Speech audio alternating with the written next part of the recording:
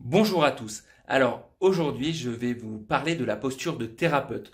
Pour moi, quelle est ma vision du rôle de coach, de thérapeute, d'accompagnant? Et pour ça, je vais vous présenter un extrait à nouveau de la conférence sur l'hypnose, comment l'hypnose peut vous accompagner dans votre développement personnel et professionnel que j'ai réalisé pour l'association Regard au féminin.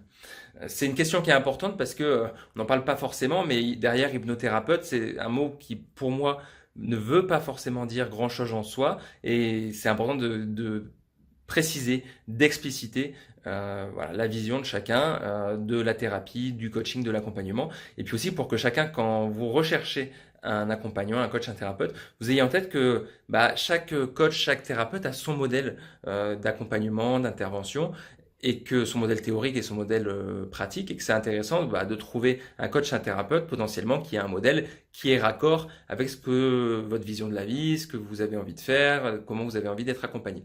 Voilà, je vous laisse découvrir ça et on en reparle juste après. On entend souvent l'hypnose, c'est une technique miracle. Enfin, effectivement, je veux arrêter de fumer. Moi, j'ai fait une session, ça a marché direct. Alors, je voulais arrêter d'avoir des crises d'angoisse ou me ronger les ongles.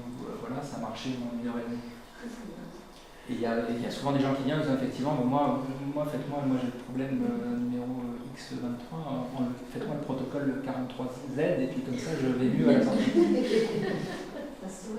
Oui, ça se voit, et puis des fois, non, puis en plus, des fois ça marche, hein, faut pas, sauf que moi il y a au moins 2 sujets, c'est ce que je vous disais tout à l'heure, ça marche super bien, toutes les fois ça marche. Le problème c'est toutes les fois ça marche moins bien ou ça marche pas. Voilà. Et donc moi, dans la pratique que j'ai, puis même la manière dont j'ai été formé, qui est l'école à laquelle je crois, c'est que on est tous des individus uniques, et heureusement et tant mieux, on a tous notre histoire, notre fonctionnement, nos croyances, etc., notre constitution, quel que soit le modèle qu'on met après d'analyse, notre façon notre spiritualité, nos croyances sur ce qui fait notre histoire, ce qui fait la manière dont on se comporte. Dans tous les cas, on est chacun unique. Et donc si on est chacun unique comme ça, c'est difficile de dire qu'il y a un protocole, parce qu'il y a un outil miracle qui serait l'hypnose et qui serait à chaque fois que j'ai tel problème, j'applique ça et ça marche à la coup sûr. Donc dans la démarche qu'on a, et moi c'est celle en laquelle je crois très fortement, c'est que quand on a quelqu'un qui arrive, en fait l'hypnose c'est pas la réponse clé. L'hypnose après c'est un état de conscience, comme vous l'expliquez, et après c'est des outils. Le Dieu Sécure que je vous ai fait expérimenter, c'est un outil, c'est un protocole qui est adapté pour un certain nombre de situations et pour faire quelque chose qui est en gros installer une solution de bien-être, de détente, d'énergie. Voilà. Et c'est pas la réponse magique. Avant de faire ça, il y a une étape avant qui est comprendre la personne. Et donc comprendre c'est quoi, ce qu'elle veut ou ce qu'elle veut pas. Parce que je disais par exemple souvent, il y a beaucoup de personnes qui arrivent en disant je veux pas ça. Il faut déjà comprendre ce qui est problématique dans ce qu'on veut arrêter. C'est déjà parce que des fois il y a aussi des utilités, ce qu'on appelle en langage technique l'écologie. Si on se comporte de la manière dont on se comporte, moi ma croyance c'est que c'est la meilleure solution qu'on a trouvée jusqu'à présent pour fonctionner. Donc il y a tout un travail aussi pour reconnaître quelle est cette utilité-là et l'intégrer dans la solution qu'on veut créer. Et ce qui fait qu'arrêter de fumer pour Paul, c'est pas la même chose que pour Jacqueline.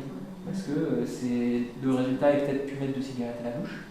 Sauf que ça, effectivement, on peut faire quelque chose qui s'appelle le dégoût. Si je vous avais dit, là, on fait cette expérience, vous vous sentez bien, c'est par exemple, vous commencez à mettre le verre de vin à la bouche et puis là, vous avez une odeur complètement dégueulasse. Peut-être que vous aurez quand même envie de boire de vin. Par contre, si vous avez des tensions internes qui vous disent que le vin, ça soulageait quelque chose, est-ce que parce que vous buvez plus de vin, vous allez soulager ce truc-là? C'est pas sûr. Donc voilà, il y a ce point qui est moi, fondamental, qui est de comprendre la personne et ensuite de l'accompagner.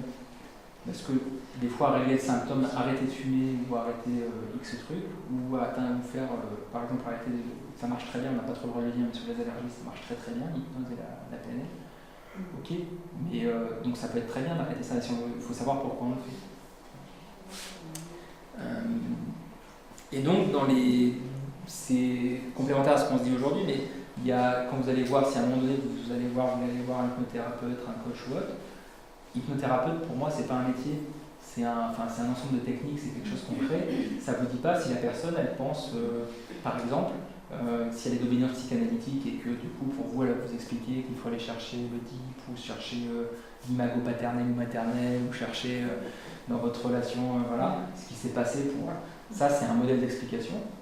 Moi, en l'occurrence, par exemple, c'est pas celui auquel je crois. Je pense que ça peut être intéressant de comprendre pourquoi, parce qu'on a tous envie de sens. Par contre, est-ce que comprendre pourquoi, ça vous permet de changer? Moi, c'est pas. Des fois, ça peut. Mais des fois, c'est plus simple de se dire juste j'ai envie de me sentir bien, comment je fais pour me sentir bien. Après, je peux discuter de ce qui s'est passé avant, mais déjà, le premier truc, c'est qu'est-ce que je veux vivre, quoi. Et ça, par exemple, c'est une orientation qu'on appelle plutôt solutionniste, parce qu'on va plutôt que de regarder ce qui s'est passé, les problèmes, on va se dire bah, tiens, on va regarder ce que veut la personne. Et après, en plus, moi, je fais ce qu'on appelle de l'expérientiel. Je vous dis, comme je vous disais, bah, regardez, là, je vous accompagne pas individuellement, mais regardez comment ça se passe à l'intérieur de vous, quelle est la sensation, est-ce que c'est plutôt du lâcher prise, ou c'est plutôt de l'énergie. C'est ce qu'on appelle l'expérientiel parce qu'on va aller chercher ce qui se passe pour la personne plutôt que de rester au niveau de ce serait bien si je me sens ouais, l'énergie c'est bien, l'énergie. Détente aussi, hein, détente je veux. Voilà, c'est une approche. Et ça vous allez avoir par exemple d'autres thérapeutes qui vont chercher plutôt de créer la solution, d'arrêter le problème. Ce qui est très bien aussi, mais ça dépend de vous ce que vous croyez. Est-ce que vous préférez arrêter votre problème ou trouver une solution? Moi j'ai une orientation, ça ne veut pas dire que c'est la bonne. Par rapport à vous qui êtes client, patient et qui dites tiens je veux faire ça, bah, c'est de trouver après le thérapeute qui correspond à votre image et qui correspond à ce que vous voulez faire.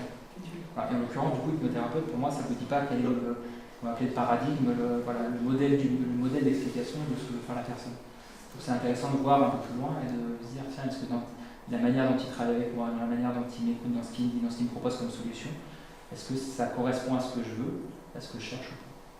J'espère que cette vidéo vous a intéressé, qu'elle vous a questionné, qu'elle vous a permis de réfléchir aux questions que vous poseriez ou que vous vous posez si vous voulez faire appel à un thérapeute, à un coach pour eh bien, trouver quelqu'un qui soit raccord avec votre vision des choses, avec ce que vous avez, la manière dont vous avez envie d'être accompagné.